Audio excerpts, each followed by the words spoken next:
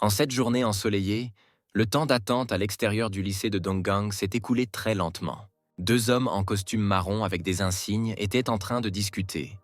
Et le plus petit avec des lunettes a dit à son compagnon souriant qu'il avait fini rapidement et qu'il était resté là, ennuyé. Un bruit attira l'attention des deux.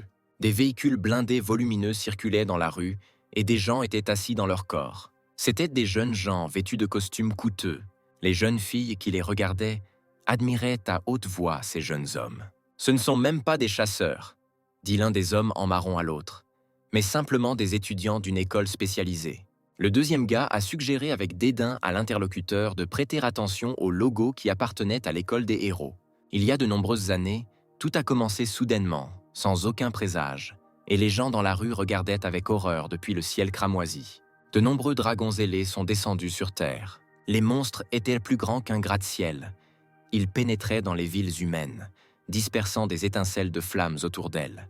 Les habitants des villes regardèrent les monstres, mais n'essayaient même pas de s'échapper. Selon des faits scientifiques découverts plus tard, il existait un monde semblable à la Terre dans l'espace. Mais à cause de la catastrophe qui s'est produite là-bas, le monde entier s'est effondré. Les débris enflammés se sont envolés vers la Terre et ont commencé à se fondre dans l'environnement de la planète entière. Le phénomène s'appelait fusion. C'est pourquoi les lois de la nature d'un autre monde ont commencé à opérer sur Terre et des monstres sont apparus. La Terre a changé. Et les monstres ont pris le contrôle d'environ 17% de la surface de la Terre. Ces zones étaient appelées les donjons. Un jeune homme en uniforme militaire et en gilet pare-balles regardait les monstres tuer des gens.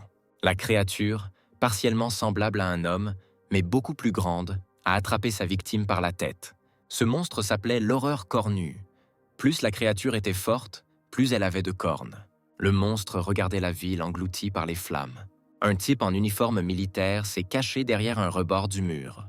Avec un grognement furieux, le monstre se précipita vers lui, sentant sa présence. Le gaz a pris la mitrailleuse et a commencé à tirer sur l'ennemi qui approchait. Le monstre courait très vite et ses yeux brillaient de mille feux. Il a frappé l'homme et le coup a été si violent que du sang a commencé à couler de la bouche de la victime. Le coup suivant le fit reculer de plusieurs pas. L'homme s'est écrasé contre le mur et a fait un trou. Le monstre se tenait au-dessus de lui et même les capacités humaines exceptionnelles n'étaient pas suffisantes pour résister à ces invités inconnus. Penché sur sa victime, le monstre poussa un grognement. Mais heureusement, l'invasion d'un autre monde n'a pas seulement entraîné des cataclysmes, mais le type tout simplement impuissant s'est soudainement levé et a attaqué l'ennemi avec une puissance inattendue. Les limitations innées inhérentes aux humains et les limitations du potentiel inhérentes à la nature de la Terre ne fonctionnaient plus. L'éclat enveloppait la silhouette de l'homme, et il avait maintenant la force de tenir le poing de l'horreur cornue à main nue. Le monstre n'abandonna pas, et le combat continua. Les gens ont changé, et ont commencé à avoir des capacités qui leur étaient auparavant inaccessibles. C'était comme s'ils s'étaient débarrassés des chaînes qui les avaient toujours liés. Un homme pourrait attraper un monstre plusieurs fois plus grand et le jeter au sol. Le gars en uniforme militaire a profité de sa capacité soudaine à détruire l'ennemi. C'était une victoire. Mais le vainqueur ne s'en rendit pas compte immédiatement en regardant l'ennemi vaincu. Il regarda avec étonnement ses propres mains, enveloppées de l'éclat d'une nouvelle force. Tous les terriens acquérirent des capacités, mais chacun avait sa propre compétence, et ceux qui se démarquèrent des autres apprenaient, grâce à la formation, à utiliser tout leur potentiel. Le soleil noir se leva sur les villes détruites, et des armées de monstres avancèrent sur le territoire humain. Maintenant, les gens avaient quelque chose à opposer, ils formèrent des troupes d'élite. Ceux qui rendirent la zone du donjon au peuple commencèrent à être appelés chasseurs. Les chasseurs combattèrent des monstres et y consacraient toute leur vie. L'ère des donjons et des chasseurs est arrivée sur Terre. Les gens ont commencé à vaincre un ennemi qui semblait auparavant trop puissant. Le monde entier a tremblé devant leur réalisation et leur force. Avant même la fin d'une génération, des écoles furent fondées dans lesquelles les futurs chasseurs furent formés. La meilleure école pour adolescents, ainsi qu'un établissement d'enseignement qui a produit des chasseurs à succès pendant 25 ans, était Hero High School. Les jeunes du monde entier étaient impatients de s'y lancer. Par une journée claire et ensoleillée, les habitants d'une ville qui n'avait pas été détruite discutaient du fait que les étudiants de l'école des héros passaient un examen dans le donjon.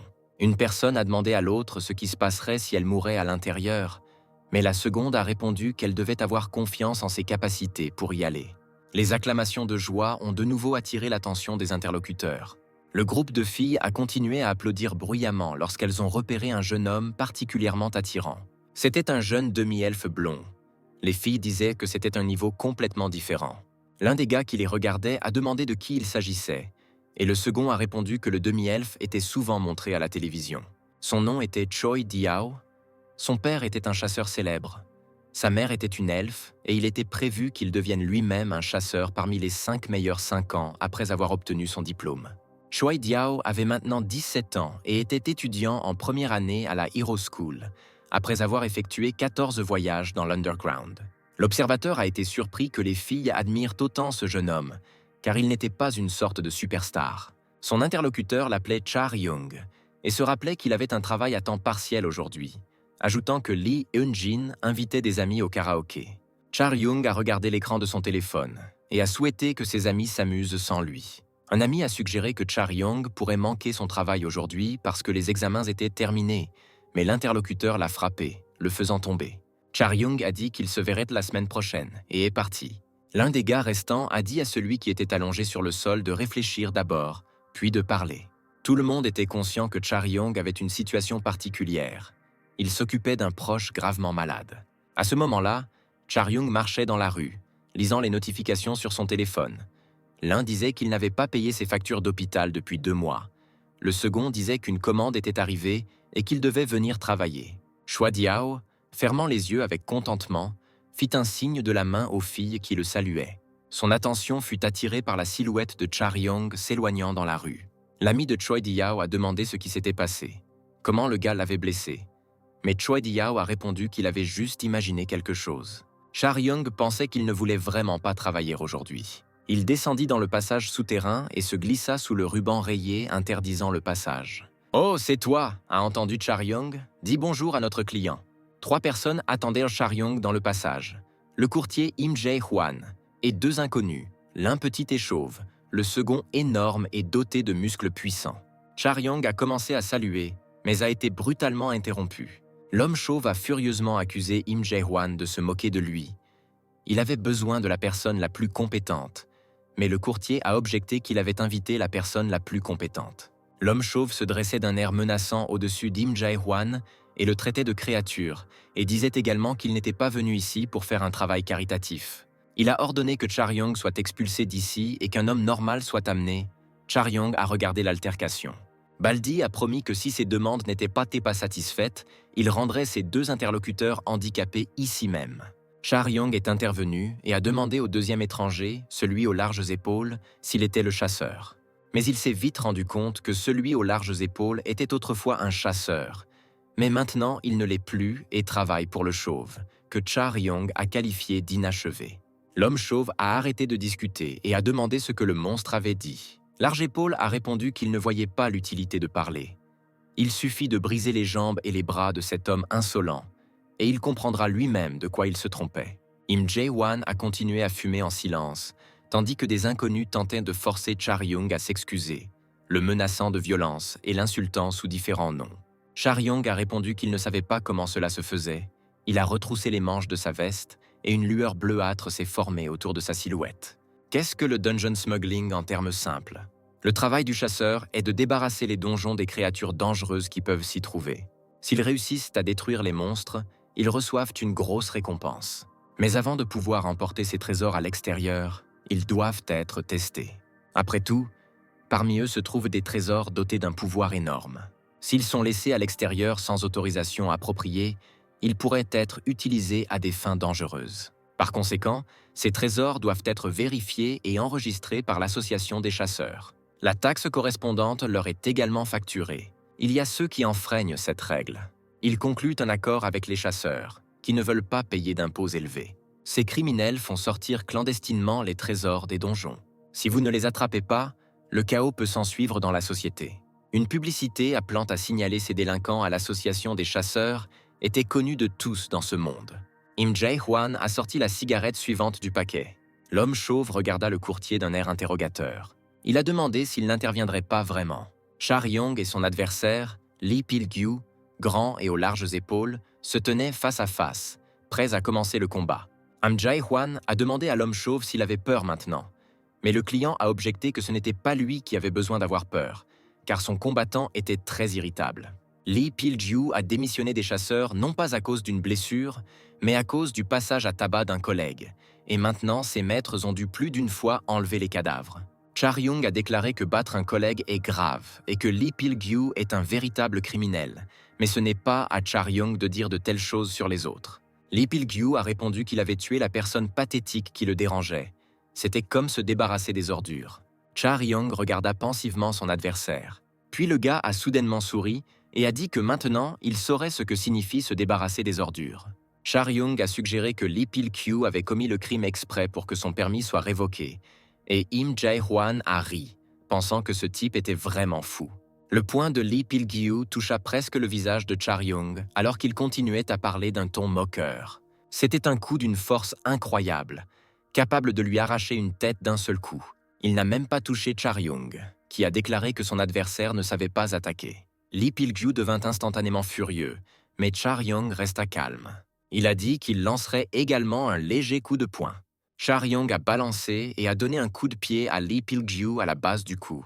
Une expression moqueuse n'a jamais quitté le visage de Char-young, et son adversaire a roulé des yeux de douleur. Le client chauve a regardé ce qui se passait sous le choc, mais Im Jae-hwan a déclaré qu'il avait prévenu qu'il amènerait le gars le plus compétent. Char-young s'est retiré de l'ennemi, une lueur d'énergie émanant de lui. Il a dit que d'après l'apparence de Lee Pil-gyu, il pensait qu'il serait plus dur. Lee Pil-gyu ne comprenait pas ce qui s'était passé, car un jeune homme maigre se tenait devant lui. Mais les réflexes de ce garçon et la force du coup manqué par Pil-gyu impressionnèrent l'ancien chasseur.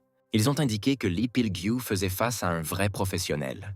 Am Jae-hwan a dit au client qu'il avait enfin commencé à comprendre quelque chose, et que Char-young n'était pas quelqu'un qui pouvait être facilement vaincu au combat. « Il se bat bien », dit l'homme chauve, mais il avait le temps et Pil-gyu pouvait faire beaucoup. Am Jae-hwan a répondu qu'il avait une idée approximative de ce qui s'était passé auparavant. Dans le passé, Lee Pil-gyu faisait partie de ceux qu'on appelait tanks. En réponse au regard surpris du client, Im Jae-hwan a expliqué qu'il avait une bonne intuition. Lee Pil-gyu a dit à son adversaire qu'il connaissait peut-être quelques astuces, mais cela ne l'empêche pas d'être simplement une sorte de contrebandier. L'énergie coulait du corps de Lee Pil-gyu, ressemblant à de l'électricité. Après la fusion, les gens ont acquis des compétences qui dépassaient à leurs frontières. Les gens ont des formes et des capacités différentes, donc ces compétences sont également différentes. La même chose s'applique aux chasseurs. Ils sont formés selon leurs talents et chacun joue son rôle. Char-young regarda Lee Pil-gyu avec étonnement. Parmi les chasseurs se trouvaient les soi-disant tanks, une spécialisation qui protège les membres de l'équipe des dangers du donjon. Ils marchèrent devant, affrontant personnellement les monstres. Leur corps était tellement entraîné qu'ils n'avaient pas peur des balles. Les meilleurs chars n'avaient même pas peur d'être touchés par des missiles de quelque puissance que ce soit. Char-young a observé la transformation de son adversaire et l'a reconnu comme étant tank. Il entra dans le combat et attaqua Lee Pil-gyu. Le client a été choqué et n'a pas trouvé ses mots en regardant ce combat. Il a trébuché et a failli tomber, mais Im Jae-hwan l'a rattrapé. Am Jae-hwan a marmonné que ce qui se passait n'était que du hooliganisme. Char-young a détruit sa zone de travail. Lee Pil-gyu a porté des coups écrasants, mais Char-young les a adroitement esquivés. Le poing de Lee Pil-gyu a traversé le mur et il a demandé à Char-young ce qui n'allait pas, pourquoi il ne montrait plus ses capacités. Char-young a répondu qu'il n'était tout simplement pas un imbécile et qu'il n'avait pas l'intention de sauter dans le piège qui lui était tendu. Im Jae-hwan a tapoté l'épaule du client et a noté le bon niveau de son combattant. La force physique de Lee Pil-gyu après transformation était comparable à celle d'un camion moyen. S'il était heurté par un camion, tous les os pouvaient être écrasés. Im Jae-hwan a crié à Char-young de finir rapidement. Il a dit que si Lee Pil-gyu détruisait autre chose, il réduirait le salaire de Char-young. Lee Pil-gyu s'est approché de Char-young et lui a dit qu'Im Jae-hwan ne comprenait toujours pas ce qui se passait. Lee Pil-gyu a dit à Char-young d'admettre que ce n'était pas avec ses compétences de se battre contre un professionnel, mais le gars a juste souri en disant que ce serait bien. Char-young ramassa un long faisceau. Il a regardé cette arme simple et a dit qu'il pensait que ce serait suffisant. En raison de leur durabilité et de leur agilité supérieure, les chars étaient considérés comme tout simplement invincibles. Char-young n'a toujours pas essayé d'attaquer l'ennemi. Il pensait que chacun a ses propres faiblesses et ennemis. Im Jae-hwan a noté avec confiance que c'était la fin. Les deux combattants, rayonnants d'énergie, se sont engagés dans un combat rapproché. Charyong a pensé à ceux qui sont capables de concentrer une énorme puissance destructrice à un moment donné. Les combattants se frappaient coup après coup, des étincelles jaillissant sur plusieurs pas à la ronde. Après un coup réussi, du sang jaillit de la bouche de Lee Pil-gyu. L'énorme char s'est effondré sur le sol, et un tout petit homme se tenait au-dessus, indemne. Lee Pil-gyu dit sans se lever qu'il voulait savoir où Charyong avait appris cette technique de filage. Charyong a répondu qu'il pensait qu'il n'avait aucune idée des techniques, mais il comprenait que Lee Pil-gyu pouvait la voir avant. Charyong pensa à un autre guerrier doté d'une puissance énorme qui maîtrisait cette technique. Ce chasseur était son père. Quand Charyong n'était qu'un enfant, son père était le meilleur chasseur. Le petit Charyong s'est soigneusement faufilé hors de la maison pour regarder son père s'entraîner dans la cour. Le nom de cet homme était Yu Sung. Quand il était jeune, c'était un soldat qui combattait des monstres. Yu Sung fut l'un des premiers à découvrir ses capacités inhabituelles pour remporter ses batailles. C'est lui qui a mené le peuple dans cette bataille difficile. Cet homme appartenait à la première génération de héros devenus les premiers chasseurs. Yu Sung a vécu les moments les plus terribles. Mais pour ceux qui sont nés bien plus tard, il est devenu une légende, gravée à jamais dans l'histoire. Après tout, pour les chasseurs eux-mêmes, cette époque était un enfer. Il était le seul de l'équipe de Yu Sung à avoir survécu. Il n'y avait pas encore suffisamment d'informations sur ce qu'étaient les donjons. Les monstres, qui dans le monde moderne ne semblent pas les plus dangereux, étaient comparables pour les chasseurs de l'époque à un désastre inconnu. Ils ne ressemblaient pas nécessairement à des personnes. Certains ressemblaient à des vers géants avec une bouche pleine de dents. Les gens s'enfuyaient souvent à la vue d'un tel monstre. Ceux qui ont surmonté la peur ont trouvé des moyens d'y faire face. Ils trouvèrent des armes adaptées pour tuer des monstres. Dans les donjons, on utilisait des alliages spéciaux résistants à la corrosion. Yu Sung faisait partie de ceux qui faisaient obstacle à un ennemi inconnu. C'était une vie très dure. Il fallait un courage particulier pour se lancer dans une attaque désespérée. La première génération de chasseurs a risqué sa vie par essai et erreur. Le groupe qui a trouvé Yu Sung après le combat avec l'énorme ver était composé de 3 personnes. Ils ont été étonnés de ce qu'ils ont vu. Le combattant était assis tout seul à côté du monstre vaincu. Ceux de la première génération qui ont survécu ont acquis de l'expérience et des réalisations. Ils l'ont fait pour le bien des générations futures. Finalement, ils sont devenus des héros. Des gens comme Dragon Slayer Yu Sung. Ce surnom a été donné à celui qui fut le premier parmi les hommes à tuer un dragon. Il était le meilleur parmi les chasseurs d'Asie, de ce monde. Charyong respectait et enviait son père plus que quiconque. Il croyait fermement que son père ne pourrait pas être vaincu tant qu'il n'aurait pas espionné son entraînement. Il a vu le puissant guerrier cracher du sang après avoir toussé. Le petit Charyong a couru vers son père, craignant pour lui. Yu Sung tendit la main en signe d'avertissement, arrêtant son fils. La cause de la maladie du Dragon Slayer s'est avérée être un poison. Charyong regarda son père et pleura amèrement. Alors qu'il chassait dans les donjons, Yu Sung fut empoisonné et il fut impossible de le guérir. La maladie le confina au lit. Il a essayé de surmonter cette difficulté. Sa condition physique avait atteint ses limites après toutes ces années. Il était très épuisé. Dans cette situation, même ses collègues, pour lesquels Yu Sung a risqué sa vie à plusieurs reprises, l'ont trahi. Ils ont profité de sa maladie et de ses réalisations et de ses biens. Les souffrances physiques et mentales de Yu Sung ont duré plusieurs années. Au fil du temps, le monde a commencé à oublier le nom de Dragon Slayer Yu Sung. Il n'était plus possible de voir en lui cette image de héros. Il avait perdu tout ce qu'il possédait, souffrait d'une maladie inconnue et n'était plus qu'un ancien chasseur, oublié de tous. Charyong se tenait au-dessus de son adversaire vaincu. Il n'a jamais oublié qui était son père. Charyong n'a pas expliqué cela à Lee Pil-gyu. Il jeta la poutre avec laquelle il l'avait frappé et s'éloigna. Jae-hwan a regardé le client et lui a dit que ce n'était pas difficile. Le client ne pouvait pas en croire ses propres yeux que Lee Pil-gyu avait perdu face à un très jeune homme. Jae-hwan a dit que Lee Pil-gyu n'était pas un bon chasseur.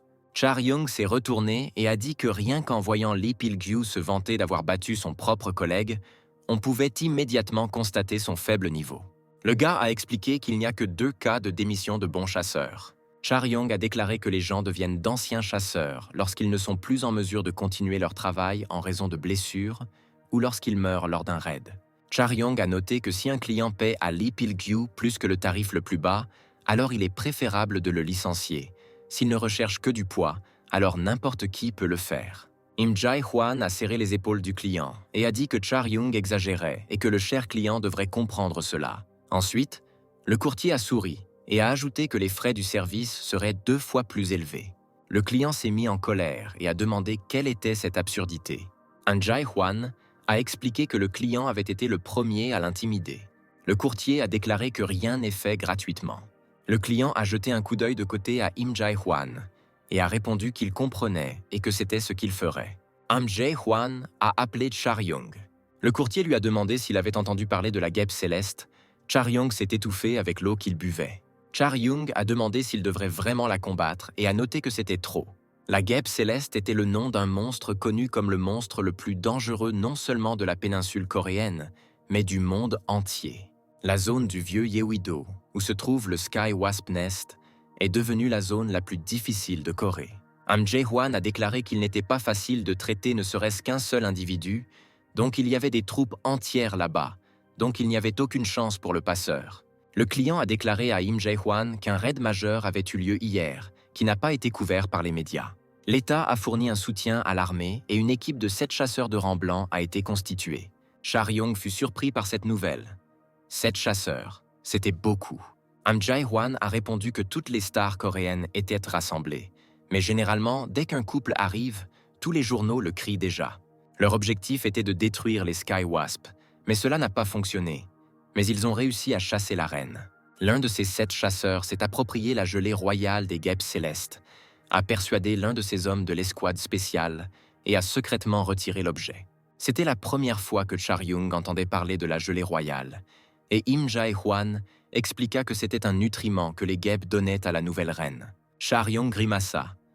Il ne pouvait pas croire qu'un chasseur de rang blanc ait décidé de se lancer dans la contrebande d'une sorte de nutriment. Im Jae Hwan a déclaré que la gelée royale des guêpes célestes était déjà apparue plusieurs fois et que la personne qui l'avait mangée était capable de revenir à la vie d'un état incurable. Char-young a été très impressionné par l'histoire qu'il a entendue. Tous les coins et recoins menant au donjon doivent être sous contrôle strict. C'est la position officielle de l'association des chasseurs et du gouvernement. Im Jae Hwan a affirmé qu'en réalité, ce n'est pas du tout le cas. Le courtier se tenait devant une grande porte métallique. Il toucha cette porte et une lueur d'énergie émana de sa main. Char-young, chaudement vêtu, regarda les lunettes dans ses mains. Im Jae Hwan a dit qu'il devait faire attention à ne pas mourir. Surtout cette fois. Char-young resta pensif et ne réagit pas du tout. Im Jae Hwan a remarqué que le gars pensait à autre chose et ne répondait pas. Il a demandé si c'était à cause de la gelée royale. Il a suggéré que Char-young était hanté par les paroles concernant une potion qui pourrait ressusciter les morts. Char-young s'est détourné et a répondu que peu importe qu'il s'en soucie ou non, il sait toujours que c'est une exagération. Il pensait que même si ce médicament, qui n'en existe pas d'autre, existait, il ne pourrait toujours pas guérir son père. Char-young savait que s'il y avait un moyen, il ne perdrait jamais le fil de l'espoir. Il ouvrit le lourd portail et une lumière aveuglante jaillit à travers l'espace qui en résultait. Char-young s'est retrouvé dans un terrain vague rempli de soleil et a soigneusement regardé au loin. Après la fusion, divers donjons sont apparus sur toute la Terre. Il y en avait plusieurs des plus grands de la péninsule coréenne. Le premier était l'endroit où l'île de Jeju fusionnait avec la roche chaude. Char-young ajusta ses lunettes, pensant à ce qu'il attendait.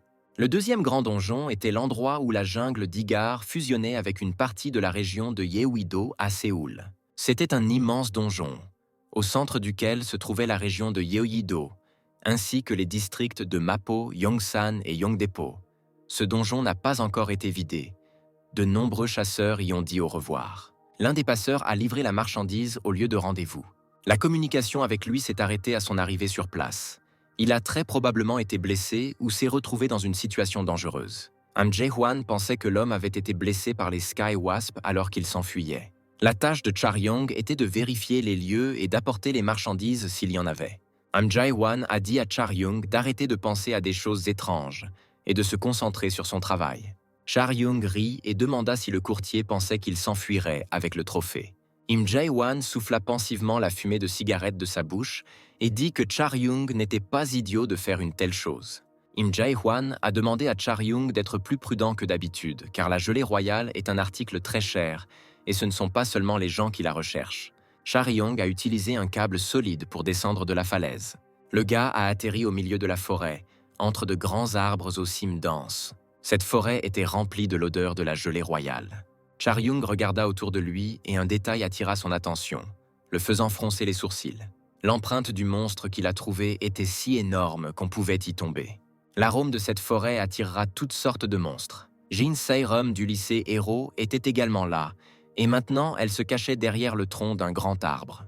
La jeune fille se trouvait dans la situation la plus terrible de sa vie. Elle pensait que les examens de mi-session du 2e semestre seraient faciles, mais quelque chose est apparu devant elle. Un monstre est apparu qui n'aurait pas dû se trouver à cet endroit, et maintenant Jin Se-rom se cachait de ce géant. La jeune fille se pressa contre l'arbre avec horreur, fermant les yeux. Soudain, elle sentit que quelque chose avait changé dans la forêt. L'examen était censé être très simple. Il fallait collecter autant de pièces que possible, qui étaient décachées dans différentes parties du donjon. Il s'agissait d'un examen pratique, et le niveau de difficulté dans la zone d'examen était au niveau le plus bas, une zone de chasse pour débutants. Jin Se-rom regarda ses paumes. Profitant de sa confusion, le monstre géant s'est approché très près. La jeune fille remarqua enfin le danger qui la menaçait, et ses yeux se remplirent d'horreur. Le monstre était prêt à attaquer. Jin Se-rom comprit qu'il était nécessaire de s'échapper, mais cela semblait impossible. S'il y avait une chance de succès, alors c'était plus proche d'un miracle. Mais malgré cela, Jin Se-rom décida de se battre et sortit son arc, avec lequel elle pouvait utiliser 3 flèches en même temps. Le monstre auquel elle devait faire face s'appelait le Titanium Monkey. 3 flèches tombèrent de la corde de l'arc et volèrent rapidement vers la cible. Ils ont percé la paume du monstre, avec laquelle il s'est couvert le visage. Jin Se-rom pensait que la peau du monstre était plus haute que celle d'une voiture blindée. Ces flèches ne lui causaient aucun dommage notable. Le monstre était indemne. Peu importe la quantité de tirs de Jin Se-rom, cette peau ne pouvait pas être pénétrée. La jeune fille n'a pas abandonné et a continué à se battre. Elle a volé dans les airs pour atteindre la cible de différents côtés. Jin Se-rom était complètement concentrée sur ce qu'elle faisait. Elle a réussi à faire voler les flèches selon une grande variété de trajectoires. Grâce à cela, les tirs ont touché la poitrine du monstre. Aucune des attaques n'avait d'effet sur le monstre. Il n'avait même pas besoin d'esquiver ou de bloquer les coups. En regardant le visage souriant du monstre avec sa langue pendante, Jin Se-rom pensa qu'elle devait se rapprocher pour que le monstre devienne un peu moins protégé. Jin Se-rom savait utiliser la magie sur les pointes de ses flèches. Elle alluma les flèches et se prépara pour une autre attaque. La fille était une mage archer. Elle a utilisé une technique appelée Fire Explosion. Les types de magie pouvant être intégrés aux flèches n'avaient aucune limite. Pour une victoire complète, Jin Se-rom a choisi une explosion qui s'est élevée au-dessus de la cime des arbres, car la fille y a mis un maximum de force et de puissance. Elle s'attendait à ce qu'un tel coup ait un effet sur un monstre avec un niveau de danger 3 étoiles. Bien sûr, cela ne s'appliquait qu'à la situation où vous atteigniez la cible avec précision. Et la jeune fille fut surprise de constater que le singe de Titane avait survécu en grimpant sur les troncs d'arbres. Jin Se-rom a essayé de comprendre ce qui s'était passé. Le monstre a esquivé ou bondi avant même le tir. La jeune fille a compris qu'elle ne pourrait pas répéter l'attaque une seconde fois. Jin Se-rom se figea devant le monstre, malgré le fait qu'elle devait courir.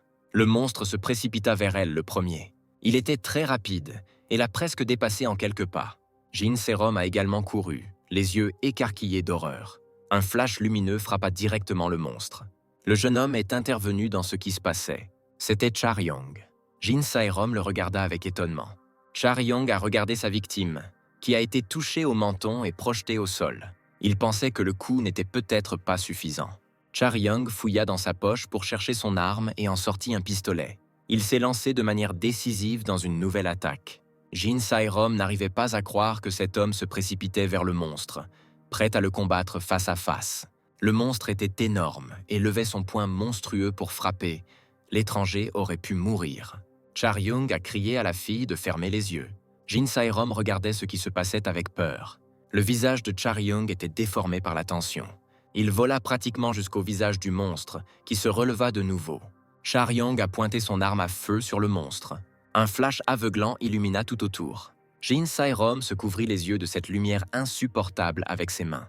Titanium Monkey était aveuglé et confus. Charyong pensait qu'il venait d'utiliser sa dernière charge. Cet outil s'appelait la torche étourdissante. Un tel outil était fabriqué à partir des écailles d'un poisson lumineux des profondeurs. À une certaine époque, sa fonction de neutralisation avait gagné l'amour de nombreux chasseurs, mais le prix était élevé. Cependant, en raison de l'utilisation inappropriée de ses puissantes propriétés, ceux qui ont perdu la vue ont commencé à apparaître. Charyong savait que l'utilisation de telles armes était actuellement considérée comme illégale. Jin Sae-rom retira soigneusement ses mains de son visage et ouvrit les yeux. Charyong a déclaré qu'il avait déjà aidé et que chacun était ensuite responsable de lui-même, et a ajouté qu'il ne restait que quelques secondes. Charyong pensait que peu importe ce qui se passait à l'intérieur du donjon, il ne devrait pas être vu par les chasseurs. Il ne les combattait pas et ne les aidait pas. Jae-wan a dit que sans fioriture, ils ressemblaient tous à des cafards. Il a demandé à Charyong s'il savait que les passeurs gagnaient beaucoup d'argent. Charyong savait que s'il grimpait partout, il pourrait l'écraser un jour. Charyong s'est éloigné.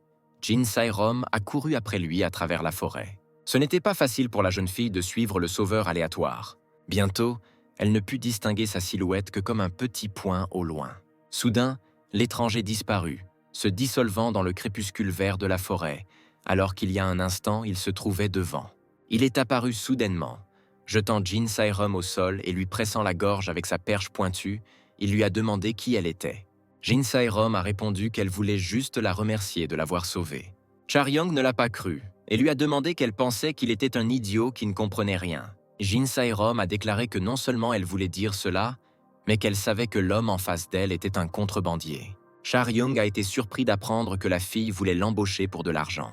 Il regarda la jeune fille et reconnut l'emblème de l'école des héros sur ses vêtements.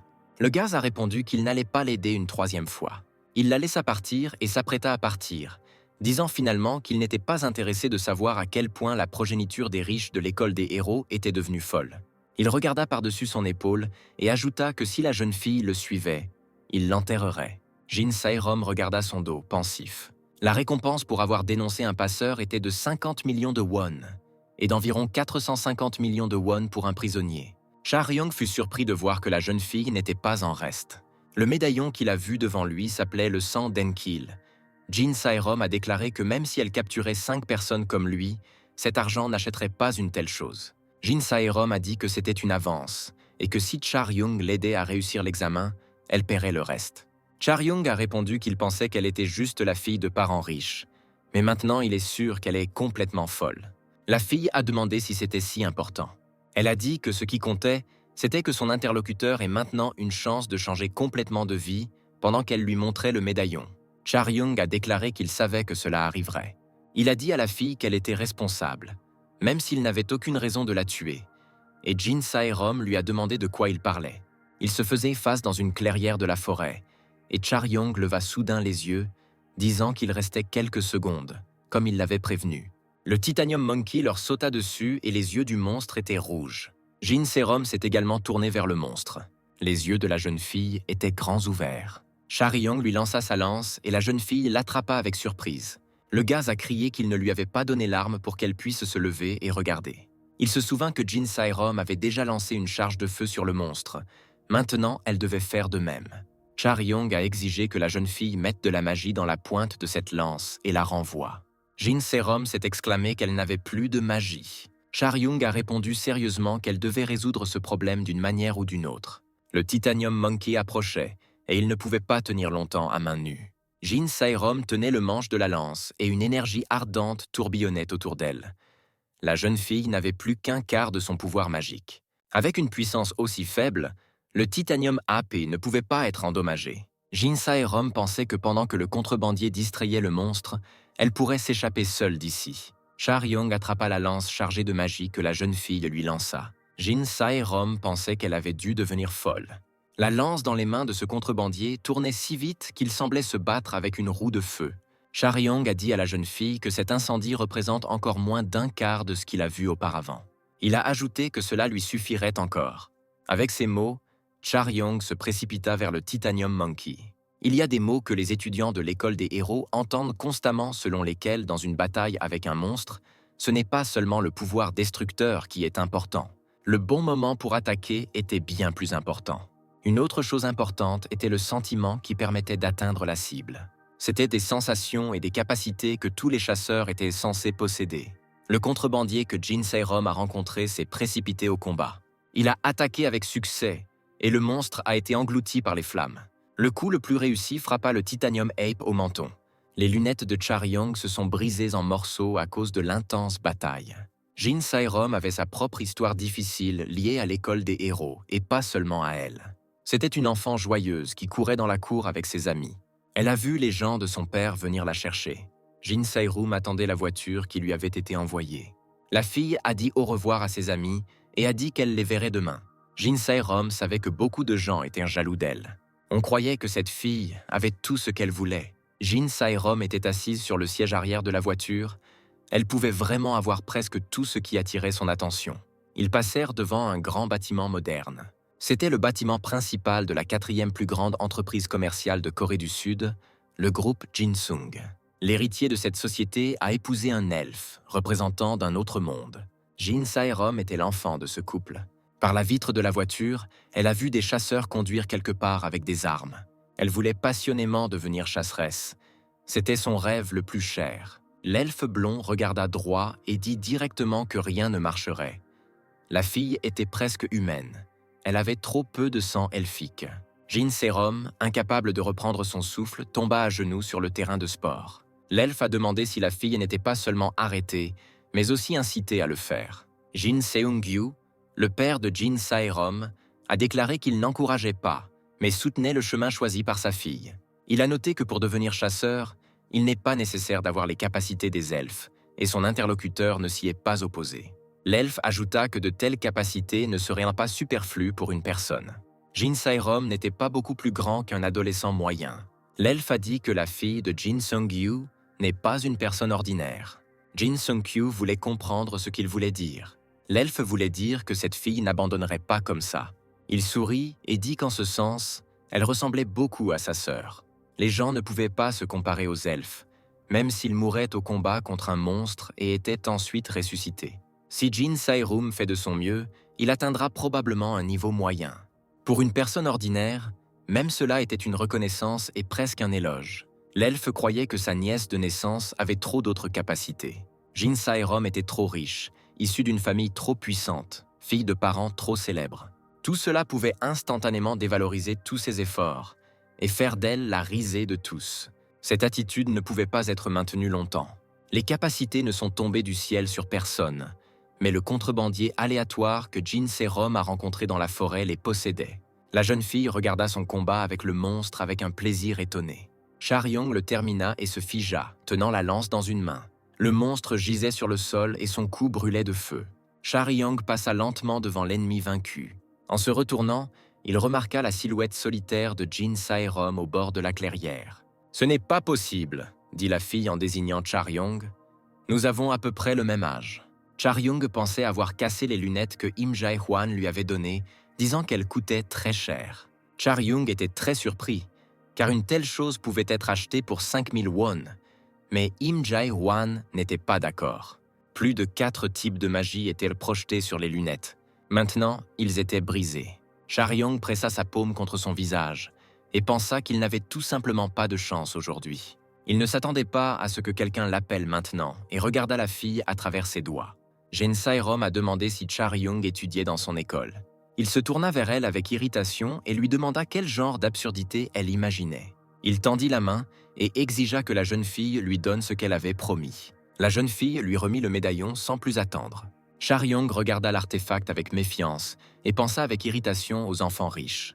Jin Sae-rom a déclaré que Charyong a probablement besoin d'argent, et elle comprend que non seulement à l'école, mais dans toute institution où sont formés les futurs chasseurs, les frais de scolarité sont assez élevés. Charyong a répondu avec assurance qu'il ne va pas dans de tels endroits. La jeune fille a été surprise, mais Charyong a assuré qu'elle s'était tournée vers la mauvaise personne. Le gars a dit qu'il n'étudiait pas à l'école des chasseurs et qu'il n'en était même pas approché. Jin Sae-rom a demandé qui lui avait appris cette technique de combat à l'époque. Charyong croisa les bras et répondit que personne ne lui avait appris. Il se disait autodidacte. Choqué, Jin Sae-rom ne pouvait pas croire à de telles absurdités. Elle voyait ses mouvements, cette sensation du temps. Il lui semblait qu'on se moquait d'elle et elle se mit à crier d'indignation. Une carte d'identité est tombée sur le visage de la jeune fille. Jin Sae-rom a vu la carte d'étudiant du lycée de Donggang. C'était une école simple à vocation humanitaire. La jeune fille a dit que cela ne pouvait pas arriver. Charyong a pointé sa lance sur la jeune fille et a déclaré que peu importe ce qui ne pouvait pas être là, elle devait également lui montrer soit un document d'étudiant, soit un autre document. Jin Sae-rom a montré sa carte d'étudiant Hero High School. Elle était en première année et avait le même âge que Char-young. Le gars n'allait pas donner le document et l'a caché dans sa poche. Jin Sae-rom a demandé pourquoi il en avait besoin. Char-young a répondu que si elle veut lui donner un emploi, il doit prendre tout ce qu'il peut pour qu'elle ne puisse pas changer d'avis. De plus, a ajouté Char-young, rien n'est encore fini et a ordonné à la jeune fille de se rapprocher. Avec étonnement et embarras, Jin Sae-rom s'approcha et ce passeur posa sa main sur son épaule, l'attirant vers lui. Char-young a décroché le téléphone et s'apprêtait à prendre une photo ensemble pour qu'au lieu d'un contrat, il ait la preuve de leur complicité. Il a rappelé à la jeune fille que les complices des passeurs reçoivent exactement la même punition. À ce moment-là, Jin Sae-rom réalisa une chose. Il est possible qu'elle ait eu une relation avec un homme bien plus dangereux qu'elle ne le pensait. Mais il était trop tard pour changer quoi que ce soit. Et la photo de deux amis contrebandiers sur fond de monstres détruits avait déjà pris place dans le téléphone de cet inconnu. Après cela, Char-young a proposé de compter et a d'abord demandé à la fille de dire exactement ce qu'il devait faire. Jin Sae-rom a expliqué qu'elle devait collecter des pièces pour la mission Hero School. En 6 heures, il a fallu collecter des pièces cachées dans différentes parties du champ d'examen. Il fallait également trouver un cube d'information avec un motif de pièce de monnaie, avec l'aide duquel Jin Sae-rom devait confirmer son identité. Jin Sae-rom a montré à son futur compagnon une pièce de monnaie qu'elle avait trouvée et lui a dit qu'elle devait en trouver une de plus pour réussir cet examen.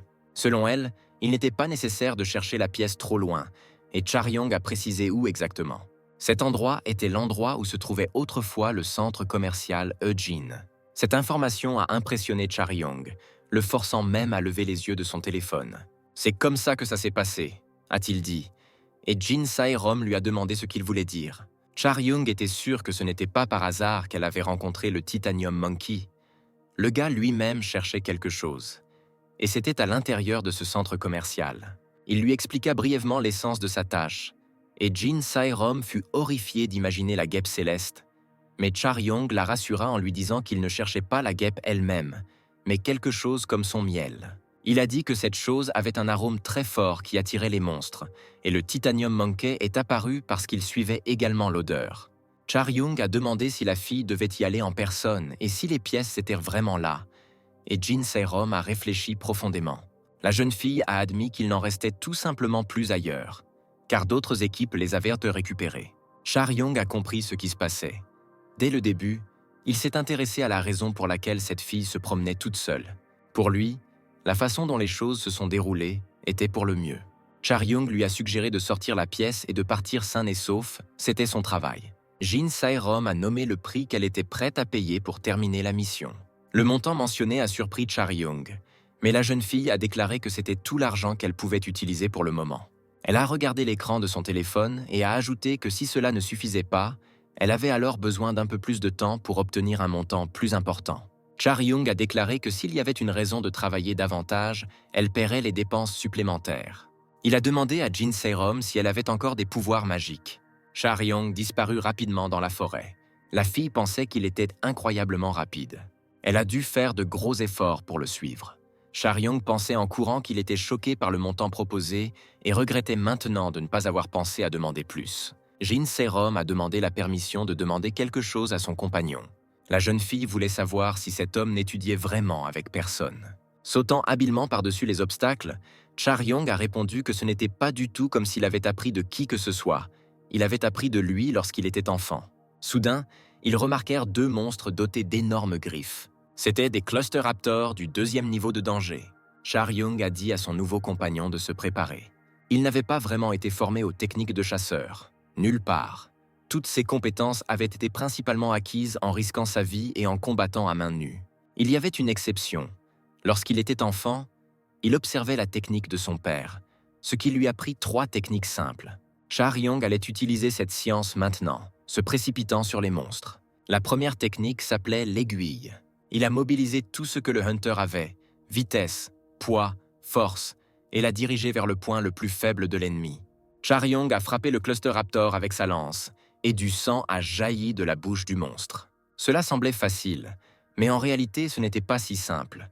Les sensations et les capacités étaient le résultat de l'expérience. Le monstre tomba aux pieds de Char-young, et même parmi les chasseurs du plus haut rang, rares étaient ceux qui pouvaient dire qu'ils maîtrisaient eux-mêmes une telle technique. Char-young maîtrisait cette technique à la perfection.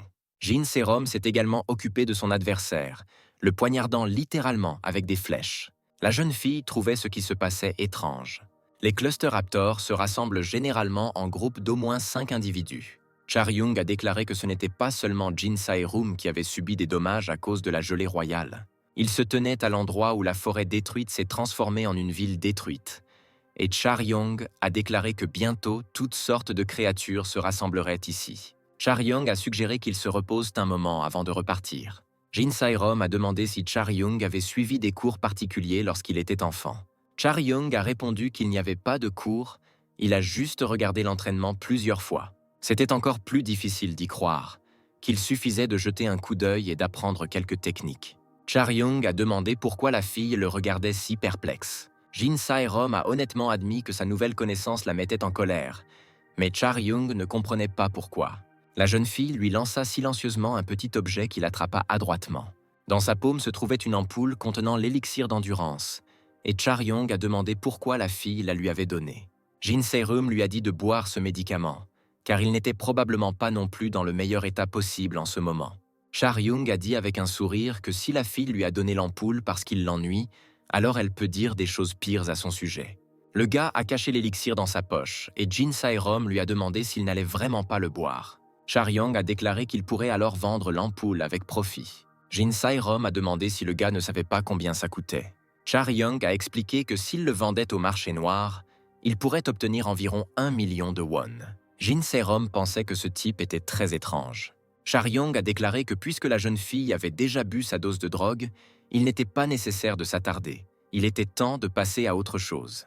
Il s'avança et regarda son compagnon de travers, pensant que les enfants de parents riches étaient très étranges. Ils atteignirent l'ancien centre commercial, et Charyung dit que Jin Sae-rum le savait probablement, mais il souhaitait clarifier à nouveau certains détails. Charyung a rappelé que leur objectif n'est pas de chasser.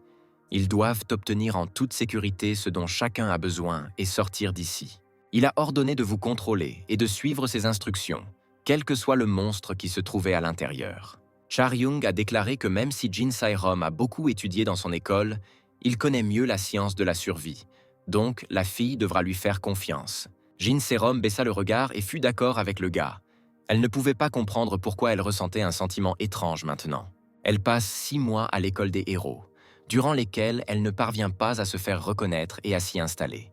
Pour la première fois, la jeune fille allait entrer dans la zone dangereuse avec quelqu'un d'autre. Le vieux bâtiment dans lequel il s'apprêtait à entrer était depuis longtemps couvert de fissures et des plantes grimpantes recouvrirent la façade. C'était un grand centre commercial avec de nombreux étages sombres et à moitié vides. Les partenaires se figèrent sur le seuil, extrêmement surpris. « Qu'est-ce que c'est » a demandé Jin Sae-rum avec peur. Charyung a répondu qu'il ne savait pas parce qu'il voyait aussi quelque chose comme ça pour la première fois. La pièce devant eux était remplie de sang. Des morceaux de corps de monstres déchirés gisèrent partout. Charyung pensait que l'homme est une créature beaucoup plus courageuse qu'il ne le pense. Il lui suffit de se préparer et il peut faire face à n'importe quelle situation. Si nous parlons de problèmes, ils peuvent survenir lorsque ce qui se passe va au-delà de ce qui était attendu. Jin Sae-rum, regardant les cadavres, pensa que c'étaient tous des monstres qui vivaient dans cette zone et qu'ils étaient assez dangereux même pour les chasseurs professionnels. La jeune fille réfléchit avec horreur à ce qui les attendait à l'intérieur. Charyung a dit à son compagnon de ne pas se détendre. Il a dit qu'il y avait quelque chose de dangereux à l'intérieur et a demandé si la fille n'était vraiment pas au courant. Charyung a ajouté que Jin Sae-rum pourrait être surprise car c'est pire ici qu'elle ne l'imaginait.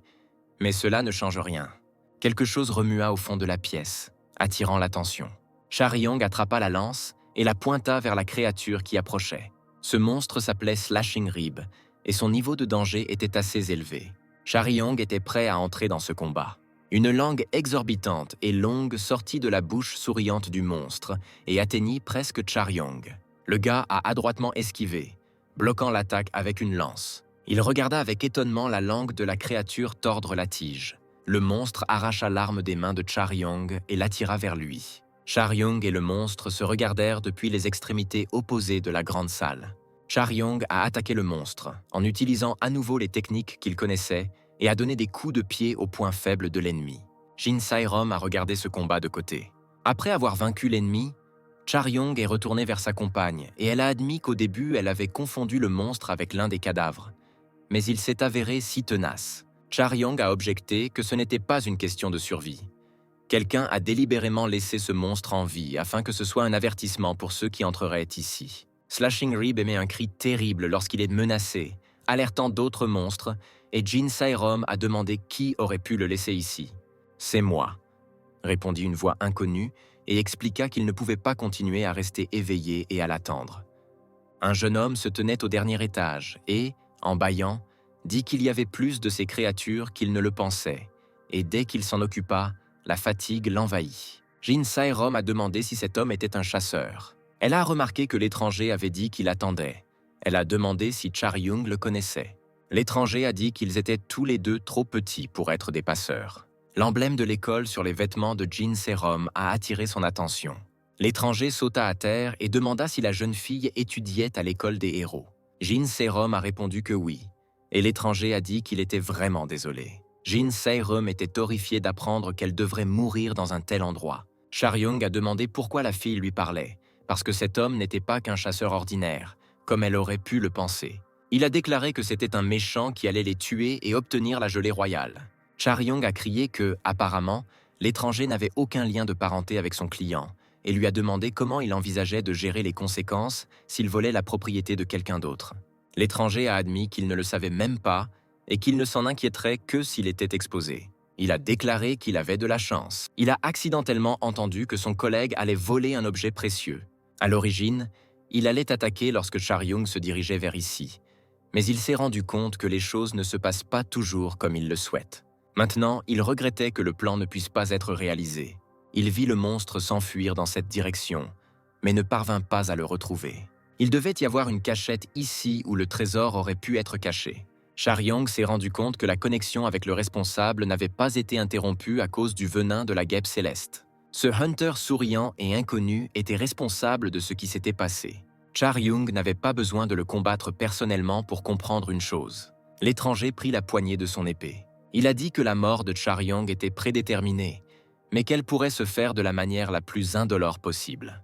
Devant Charyong se tenait un vrai chasseur, très différent de la populace qu'il avait rencontrée auparavant. Charyong a dit à Jin Sae-rom que la fille devrait trouver sa pièce et sortir d'ici le plus rapidement possible pendant qu'il distrait cet homme. Il a expliqué que grâce à l'étranger, il n'était plus dangereux à l'intérieur du bâtiment, et Jin Sae-rom a demandé ce qui lui arriverait alors. Charyong a noté que rien ne changerait si elle restait ici. L'étranger a dit qu'il avait tout entendu et qu'il avait fait le premier bond vers Charyong. Charyong a crié que Jin Sae-rom devrait arrêter de marquer le pas et s'enfuir rapidement. Il a ajouté qu'il ne pourrait récupérer son argent que si elle restait en vie, et la jeune fille a commencé à courir. L'inconnu a été surpris qu'elle soit réellement partie. Il pensait que ce n'était pas le meilleur choix. Les chances de rester en vie étaient meilleures tant que le gars et la fille restaient ensemble. Les armes se croisèrent, créant des étincelles. Charyong a déclaré que l'étranger disait des bêtises. De manière inattendue pour le chasseur, ils se sont battus sur un pied d'égalité. Il lui semblait même que son adversaire calculait la trajectoire de l'épée. Cela l'a surpris. Charyong a renversé Hunter. Un flash lumineux a aveuglé toutes les personnes présentes. Charyong se figea dans une position de combat, reprenant son souffle. Avec étonnement, il entendit une voix disant qu'il était un peu surpris. La voix venait d'une silhouette sombre. Il a dit qu'il ne pensait pas qu'il devrait également utiliser du matériel, car il ne prenait pas Charyong au sérieux en raison de son âge. Maintenant, le chasseur voyait que son adversaire avait un niveau supérieur à celui d'un professionnel, et il devrait également travailler pour retirer cette fille de l'école des héros. Un chasseur de rang or a émergé des ténèbres, ressemblant lui-même à un monstre en armure complète. Son nom était Yang Do-kyun. Jae-hwan, en chemin, se préparait des nouilles instantanées sous le regard mécontent d'un client chauve. Il a invité le client à lui préparer un verre, mais il a refusé avec colère. Jae-hwan a noté qu'il valait mieux s'asseoir, car le combattant allongé sur le sol ne se réveillerait pas de sitôt. Le client a dit que ce voyou n'avait fait que gonfler de tels muscles pour lui-même en vain, et pourtant il l'avait tellement payé. Le combattant affirmait qu'il était lui-même un chasseur et se vantait beaucoup de sa force. Jae-hwan a dit qu'il avait perdu non pas parce qu'il était stupide, mais parce qu'il méritait de perdre. Il pensait que c'était une grave erreur, que les chasseurs ne devraient pas se battre avec les gens. Ce combattant s'était également trompé. Il était entraîné à la chasse et à la reconnaissance, et non au combat avec d'autres chasseurs. Peut-être aurait-il pu s'occuper du monstre, mais il n'est pas surprenant qu'il ait été vaincu par un contrebandier. Le client a déclaré avoir entendu dire que les chasseurs se battaient entre eux. Im Jae-hwan a convenu que de tels cas se produisent. Plus leur niveau est élevé, plus les choses peuvent aller loin. Même les camarades et collègues qui combattent ensemble, en s'appuyant les uns sur les autres, peuvent se planter un couteau dans le dos par cupidité. Le client a demandé s'ils s'entretuaient. Im Jae-hwan a déclaré que personne ne pouvait les empêcher de faire cela, car tout peut arriver à l'intérieur du donjon. Par exemple, vous pouvez dire qu'un ami a été tué par un monstre. Aucun alibi n'est même requis. Plus le niveau du chasseur est élevé, plus il s'entraîne en prévision de se battre. Mais Lee Pil-gyu n'était pas un chasseur de ce niveau. Im Jae-hwan a dit que se vanter d'avoir battu un collègue semblait mignon. Si Pil-gyu était surpris en train de faire cela, alors l'incident s'était produit à l'extérieur du donjon. Il a dû y avoir une petite escarmouche à propos du matériel. Lorsque les chasseurs partent à la chasse, ils emportent avec eux des armures et des armes. Im Jae-hwan a dit que s'il avait au moins ça, ce copain pourrait se battre. Char-yong dans le donjon se préparait à un combat avec le chasseur, et le contrebandier n'avait contre lui qu'une lance. Pour les chasseurs, l'équipement représente la moitié de leur puissance de combat. Char-yong n'a pas raté l'attaque. Il a frappé l'adversaire exactement là où il aurait dû, mais ce n'était pas suffisant pour l'armure Gold Rank Hunter. Yang Do-kyun a déclaré qu'il n'était pas nécessaire de trop réfléchir à toutes ces absurdités et a attaqué. L'épée du chasseur croisée avec la lance de Char-yong. Il n'était pas facile de résister à la force avec laquelle le chasseur appuyait. Yang Do-kyun a déclaré que c'était tout simplement impoli à la fois pour lui et pour sa propre vie. Yang Do-kyun repoussa Char-yong d'un coup bien ciblé. Le contrebandier n'allait pas abandonner. Il regarda son adversaire droit dans les yeux. La lance dans ses mains dessinait diverses formes. « Qu'est-ce qui ne va pas chez toi ?» a demandé Yang Do-kyun. « Allez, montre-moi encore de quoi tu es capable. » La veste fantôme, fabriquée à partir de l'armure de Yang Do-kyun, utilisant le sang de l'utilisateur, soutenait la force physique et formait également une couverture pour se protéger des coups. Yang Do-kyun a utilisé le style Berserker. Char-yong pensait qu'il était impossible qu'il n'ait pas de point faible. Mais si vous répondez mal aux attaques du chasseur, il tuera Char-yong. Char-yong était concentré sur ce qu'il faisait. Il essayait d'esquiver chaque coup du chasseur. Yang Do-kyun acculait triomphalement son adversaire. Le chasseur a noté que Char-yong avait résisté assez longtemps. Char-yong a demandé si aujourd'hui était un jour spécial.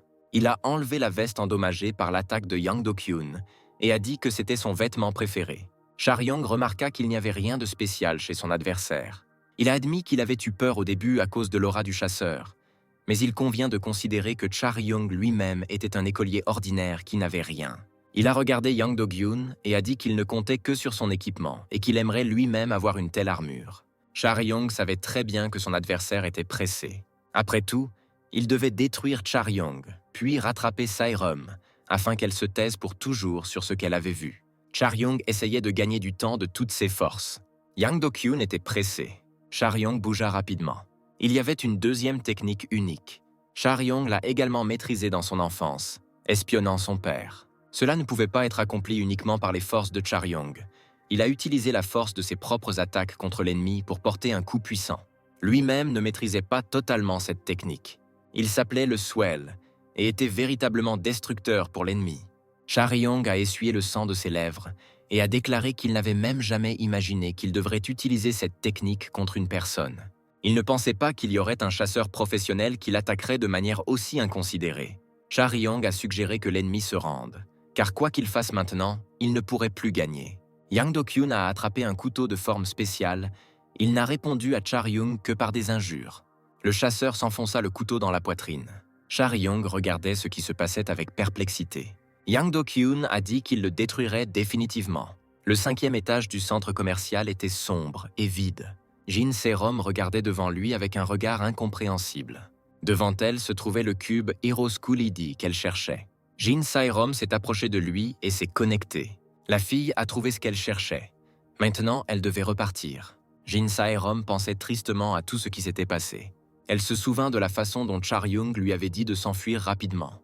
Et elle s'est enfuie parce qu'il avait dit qu'il ne pourrait récupérer son argent que si elle restait en vie. Jin Se-rom essayait de penser que rien ne changerait même si elle y retournait. Elle se souvenait du visage confiant du chasseur, de son épée professionnelle. Elle s'est convaincue que Char-yong ne se battrait pas sans un plan d'évasion en tête. Jin Sae-rom se tenait seul au milieu du couloir. C'était il y a de nombreuses années, quelque part loin des donjons, un gars en attrapa brutalement un autre par le col. Le deuxième avait du sang sur le visage et avait l'air battu. Il a dit qu'il ne se comporterait plus ainsi devant celui qu'il appelait Do-gyun. Yang Do-kyun se considérait comme un génie depuis son enfance. Tout était facile pour lui et il le savait. Son combat avec un autre jeune homme a eu lieu sur le terrain de sport et de nombreux spectateurs se sont rassemblés autour. Yang Do-kyun était très capable, les adultes l'ont reconnu. Ses pairs le traitaient avec admiration. Mais il y avait une chose qu'il ne pouvait pas faire pendant très longtemps. Il avait entendu dire que le seul moyen d'y parvenir était de passer par des relations, qu'il considérait au plus l'argent que les capacités, et il lui semblait que c'était vrai. S'il s'agissait d'une compétition de compétences et d'aptitudes, il ne perdrait certainement pas. Yang Do-kyun a réussi l'examen de défi, battant tous les records et prenant la première place. Tous les autres étudiants ont eu des difficultés à réussir ce test. Mais Yang Do-kyun était spécial. On parlait de lui dans les couloirs. Il prenait la première place avec un avantage insurmontable en points. Il était à un tout autre niveau que tout le monde. Lorsqu'il fut finalement diplômé de l'école, le directeur l'en félicita. Il lui serra la main et prédit que Yang Do-kyun deviendrait un chasseur de première classe, lui souhaitant de ne jamais devenir arrogant et d'aller de l'avant. Yang Do-kyun considérait cet homme comme un raté qui avait été envoyé à la retraite pour enseigner aux écoliers. Il allait regarder cet homme d'en haut, d'où les gens ordinaires ne pouvaient pas l'atteindre. Dans les donjons, il a dû faire face à ce qui lui faisait peur. Il a vu un homme debout avec une lance au-dessus du monstre vaincu et a dit qu'on lui avait dit qu'il y avait une urgence ici. Il a couru aussi vite qu'il a pu, mais rien de tel n'a été trouvé ici. Yang Do-kyun a compris que cet homme avait détruit à lui seul le monstre qui venait de tuer toute son équipe. Yang Do-kyun regarda l'homme alors qu'il s'approchait de lui. Il était parfaitement conscient du regard en réponse qui lui était adressé. Puis, pour la première fois, il réalisa quelque chose auquel il n'avait jamais pensé auparavant. Les paroles de ce vieil homme de l'école n'étaient pas un conseil, mais une consolation. Yang Do-kyun n'était pas l'élu. Il n'était qu'une personne ordinaire, peut-être juste un peu mieux que les autres. Aujourd'hui, plusieurs années plus tard, Yang Do-kyun se retrouve face à face avec un adversaire inhabituel. L'armure du chasseur était fabriquée à partir d'un monstre sanglant vivant que Do-gyun permettait d'absorber le sang qui coulait vers son cœur. C'était un paiement pour qu'il tue Charyong. Charyong n'était pas sûr que cela se produise. Cela ressemblait à un tour assez dangereux. Yang Do-kyun lui-même a pris la forme d'un monstre et a attaqué l'ennemi. Charyong remarqua que la vitesse de ses mouvements n'était pas si rapide. Le monstre qu'était devenu Hunter approchait. Une main semblable à un fouet des ténèbres commença à frapper, ce qui était très difficile à esquiver. Charyong n'a pas pu repousser toutes les attaques qui lui étaient adressées. Le sang coulait sur son visage. Yang Do-kyun a déclaré que Charyong avait réussi à bloquer certains coups, qu'il avait une vitesse de réaction extraordinaire. Le chasseur ne comprenait pas pourquoi cet homme se livrait à la contrebande. Charyong fut surpris d'entendre ces soudains éloges. Concernant la contrebande, il a répondu que cela ne concernait pas Yang Do-kyun. Yang Do-kyun a répondu que quoi qu'il arrive, il était reconnaissant. Maintenant, Yang Do-kyun a eu l'opportunité de piétiner quelqu'un comme Charyong. Charyong rassembla toutes ses forces restantes et se précipita sur l'ennemi. Yang Do-kyun s'est exclamé que Charyong était génial et a suggéré qu'il fasse preuve de plus d'enthousiasme. Charyong pensait que l'ennemi ne serait pas capable de frapper sans fin. Si un monstre se nourrit du sang de son hôte, il finira par atteindre sa limite. Charyong a dû essayer de dépenser du sang, puis utiliser la technique de l'aiguille. Le monstre le surplombait, grognant qu'il savait tout. Charyong parvint à penser qu'il était trop tard. Des flammes frappèrent le monstre, illuminant toute la salle d'un éclair. Charyong se retourna avec étonnement pour voir un assistant inattendu. Au deuxième étage se tenait Jin Sae-rom et tenait dans ses mains un arc de la corde duquel une flèche venait de tomber. Charyong a souri et a dit que Jin Sae-rom était vraiment très désobéissant. Yang Do-kyun, qui s'était transformé en monstre, a également vu la jeune fille. Charyong a déclaré que c'était impressionnant et a lancé une autre frappe précise. Revenant à sa forme précédente, Yang Do-kyun s'est effondré, inconscient, sur le sol et Jin Sae-rom a demandé s'il était mort. La jeune fille s'est approchée et s'est penchée sur le chasseur, mais Charyong a dit qu'il n'y avait pas lieu de trop s'inquiéter pour lui, car les gens comme lui ne vivent pas longtemps. Charyong a expliqué à la jeune fille que cette personne ne les dérangerait plus trop, sinon il devrait dire au revoir à sa carrière et à sa réputation. Charyong a dit que nous pouvons supposer que Jin Sae-rom lui avait payé la dette et la jeune fille a demandé de quelle dette il parlait. Le gars lui a rappelé qu'il lui avait sauvé la vie, et cela s'est produit plus d'une fois. La première fois, c'était lorsqu'il intervenait dans une situation où Saerum était attaqué par un monstre.